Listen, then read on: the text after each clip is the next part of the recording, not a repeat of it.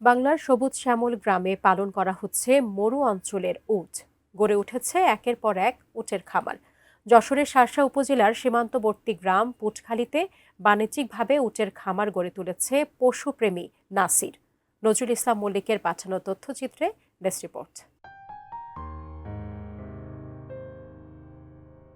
বেনাপোল থেকে প্রায় ৫ কিলোমিটার পশ্চিমে সীমান্ত ঘেরা গ্রাম পুটখালী। শখের বশে নাসির নামের এক ব্যক্তি ১ বছর আগে সৌদি আরব থেকে ৫টি উট আমদানি করেন। বিশাল আকৃতির এই প্রাণীগুলো দেখতে প্রতিদিন ভিড় করছেন বিভিন্ন জেলা ও উপজেলা থেকে আসা মানুষ। শিশু থেকে বৃদ্ধ সবার কাছেই উট এখন এক অন্যরকম আকর্ষণ। কেউ ছবি তুলছেন, কেউ ভিডিও করছেন। আনন্দ আর কৌতূহলে ভরপুর পুরো এলাকা। পুটখালি চাষ হয়, নাসিরউদ্দিনের খামার দেখতে খুব ভালো লাগে। পুটখালি এই যে উটের সেখানে একটা খামার হয়েছে, এসে খুব ভালো লাগলো। লোকের মুখ থেকে শুনছিলাম যে এখানে উট আছে, উটের খামার আছে এখানে।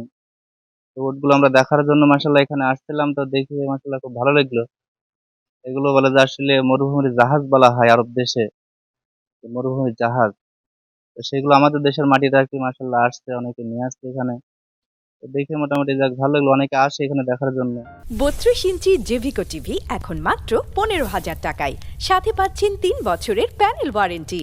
খামারের পরিচর্যাকারী আতিয়ার জানান, প্রতিদিন ৩ বার গোসল করানো হয় উটগুলোকে। খাবারের তালিকায় রয়েছে সয়াবিন, ভুট্টা, ছোলা, আলু, নিমের পাতা ও সবুজ ঘাস। এক একটি উটের দাম চাওয়া হচ্ছে ৩০ লাখ টাকা। উট পালন করছে আজ ২ বছর ধরে নাসির বাবাদের খামারে। ৩ বারে খাদ্য খায়, সকালে, সন্ধ্যে, দুপুরে। এরা খায় সয়াবিন, গম, ভুট্টা, ছোলা, আলু, নিমের পাতা, বটের পাতা। সৌদি আরব মরুভূমি থেকে আসে, এনারা লালন পালন করে, এখান থেকে বিক্রয় হয়। আমার তো ভালোই লাগছে, বিদেশি জিনিস আমাদের দেশের মাটিতে এসছে।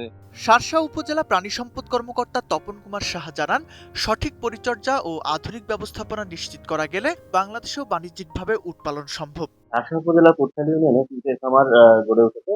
এখানে ৫টি উট আছে। আমরা সংবাদ দপ্তরের মাধ্যমে সেই উটগুলো দেখাশোনা করছি এবং সুন্দরভাবে উটগুলো লালন পালন করছে। এবং উট পালন এখন আর শুধু মরুভূমির গল্প নয়, যশোরের শার্শায় এটি হয়ে উঠছে নতুন অর্থনৈতিক সম্ভাবনার দিগন্ত।